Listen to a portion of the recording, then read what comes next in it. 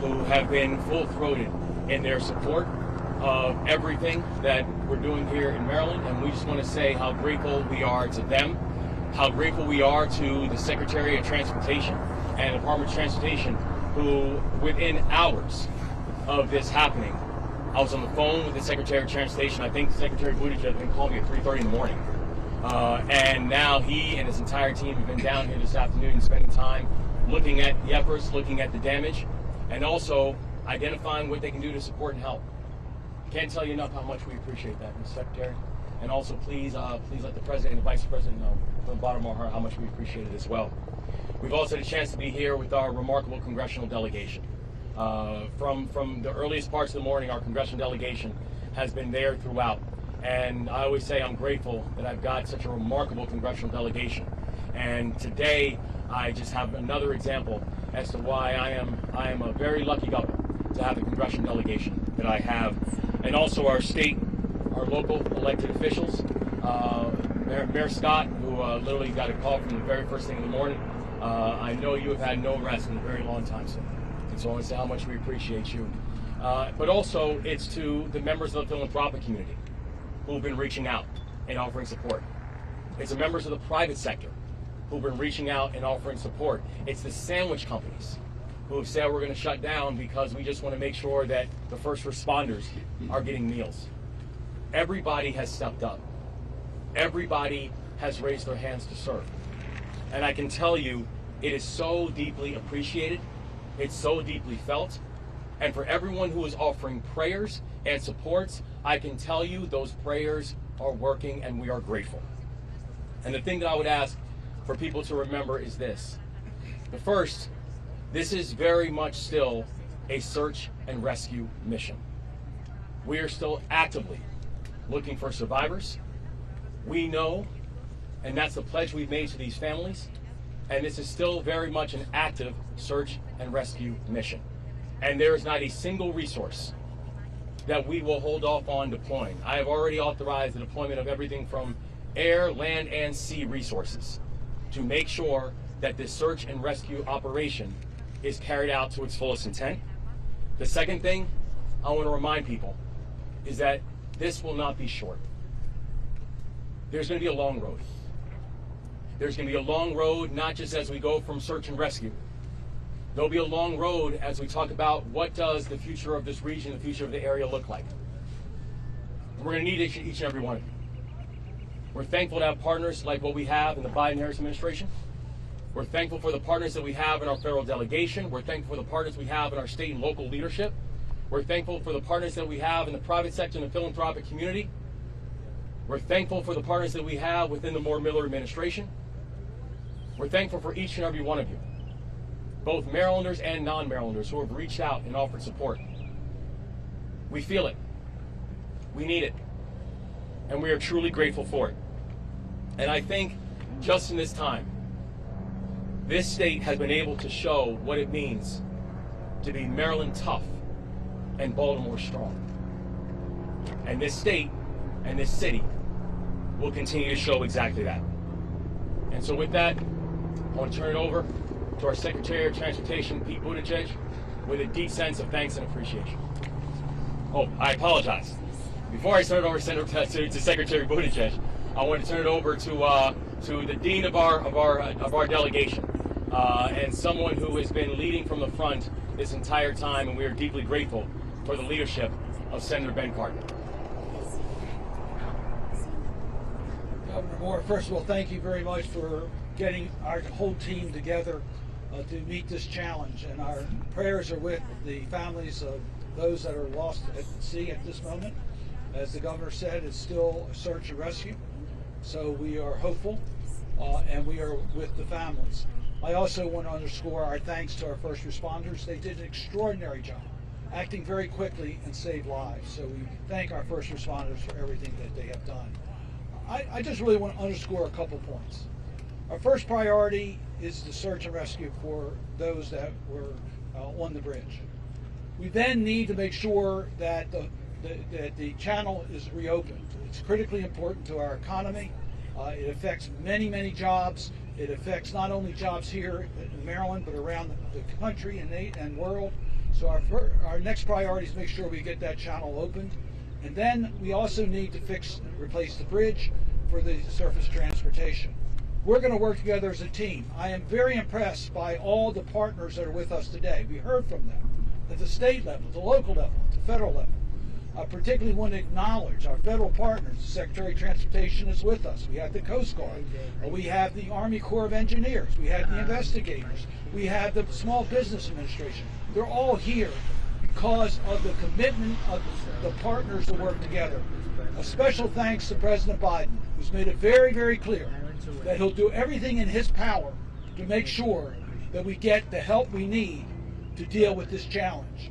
But as Secretary Buttigieg told us in our briefings, he's going to need the help of Congress in order to get things done. So I want to acknowledge our team, Senator Van Hollen, my partner in the United States Senate on the Appropriations Committee, the work that he's doing. Congressman Mfume is here. Congressman Trone is here. Team Maryland, our federal delegation, is committed to working together. Senator Van Hollen and I got calls from our leadership that said they're prepared, Secretary Buttigieg, to do everything that we need to do in Congress to make sure you have the resources and the federal partners have the resources in order to get the job done. So I want to thank Senator Schumer for his call and his comments. Senator Murray, Senator Carper, Chair of the Environment and Public Works Committee, have all been in touch with us. It is a team effort, and we're going to make sure that we do everything we can to protect our economy and protect the people of our state. And with that, let me just turn it back to the governor or Secretary Buttigieg. This guy woke all of us up early this morning, so thank you very much. Thank you. I want to thank Senator Cardin and the entire delegation for their leadership. They have been on this from the first moments, and as the Senator mentioned, and I'll say more about this in a moment, we'll be needing to work together to make sure that we render all of the support that is needed at the federal level. I want to recognize the leadership of Governor Moore, who was already wide awake and hard at work when I reached him in the middle of the night. We just had a very informative briefing with his extraordinary leadership team, and I was moved to see the partnership between state as well as county and city personnel, led by the county executive and the mayor, working hand in glove with us and with our sister federal agencies. And if there's one thing I have to say today, it is a note of gratitude for the extraordinary and courageous work of the first responders, some of whom are in that cold water right now, some of whom are from right here, some of whom have traveled in to render mutual aid, all of whom are responding with extraordinary professionalism and whose work has already saved lives. And to those state, county, and local responders, I would add the extraordinary work of the United States Coast Guard. We should also recognize that this is an excruciating day for several families who went to bed last night having it be a normal night and woke up today to news that no one wants to receive. They are hoping and praying, and we are hoping and praying with them. We are all putting our arms around the community of Baltimore, and that is true for all of this country. I've even heard from counterparts as far away as the United Kingdom reaching out to express their support to the people of Baltimore. As has been mentioned, been in close contact with the governor, the mayor, county leadership, and the congressional delegation. And as President Biden has made clear, the federal government will provide all of the support that they need for as long as it takes. This is no ordinary bridge. This is one of the cathedrals of American infrastructure. It has been part of the skyline of this region for longer than many of us have been alive. So the path to normalcy will not be easy. It will not be quick. It will not be inexpensive. But we will rebuild together. In order to make sure that happens, the President's plan is to work with everyone here in order to rebuild this bridge and reopen this port, including our readiness as a department to approve emergency funding as soon as we receive that request. Meanwhile, our Maritime Administration will help with port, harbor, and supply chain operations. Our Federal Highway Administration will assist when it comes to the bridge itself and any ways that we can help ease roadway congestion for residents and commuters who can no longer use this major thoroughfare. The Federal Aviation Administration is even involved, working to keep the airspace above the bridge clear for emergency personnel. PHMSA, our Pipeline and Hazardous Material Safety Administration, is on the scene to help with any hazmat issues, and our newly stood up freight office is already at work preparing for supply chain impacts that we know are coming because of the importance of this port, not just to the Baltimore region, but really to the entire United States economy. We're going to be working closely with the National Transportation Safety Board as they lead their independent investigation, and with the Coast Guard as they continue operations in the water. I've also spoken with Secretary Mayorkas, who's working to ensure that all DHS assets are integrated. So in many ways, our work is just beginning to rebuild this bridge and deal with impacts in the meantime, to reopen this port and deal with supply chain impacts in the meantime. But today we are most acutely focused on the emergency operations underway and on the families that have been impacted. I have no doubt that we will rebuild together and that Baltimore will come back stronger than ever before. And with that, I will turn it back over to Governor to lead media questions. Governor, any news on the missing people? Has any been recovered? Any alive? Any dead? There's no new information about the search efforts that we know that we still have the 6 individuals for this. Governor, when you talk about the investigative standpoint, how concerned are you if there were any safety violations on this ship or the track record of the owner operator? And Mr. Secretary, if you could speak to that as well, do you have any concerns about that? Mayor Scott, we also didn't hear from you. What are your thoughts on this tragedy today? Well, I'll take it first. I can pass it off to you, sir. Thank you. I know there's a thorough investigation that's going to be going on about everything that took place last night, the things that led up to it, and also the aftermath.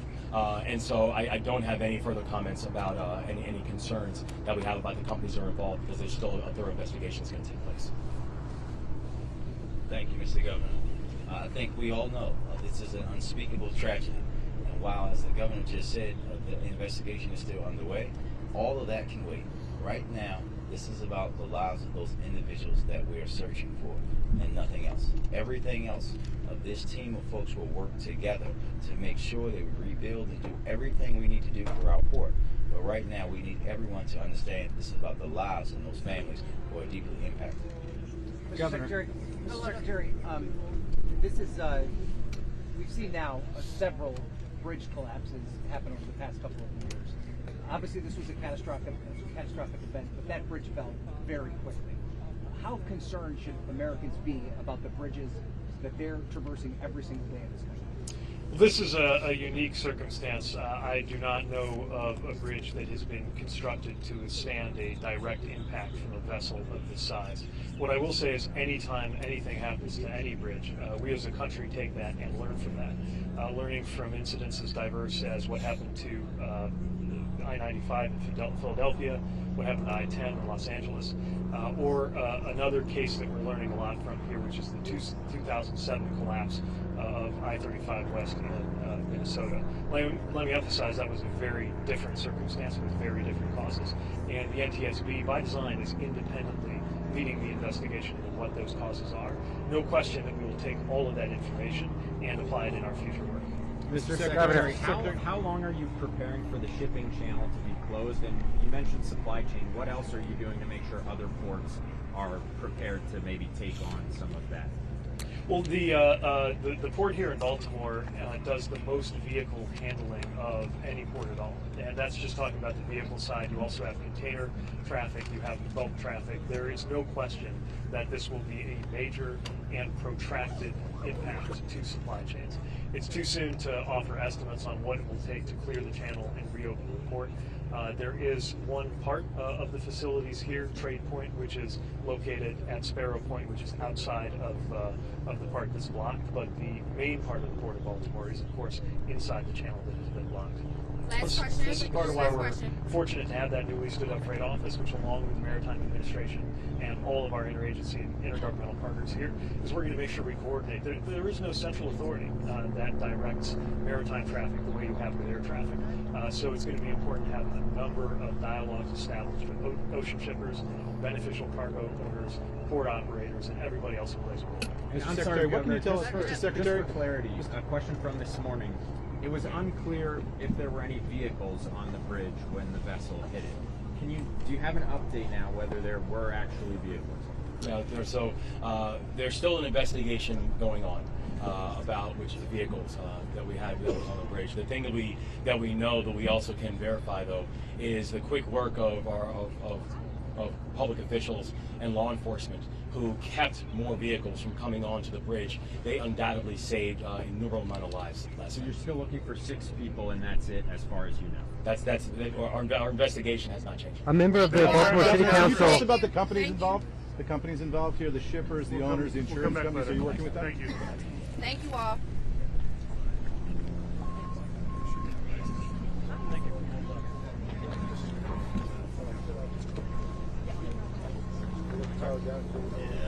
Yeah. Sorry, you're asleep, so it's gonna take 2 minutes. No, I figured. Don't worry about it.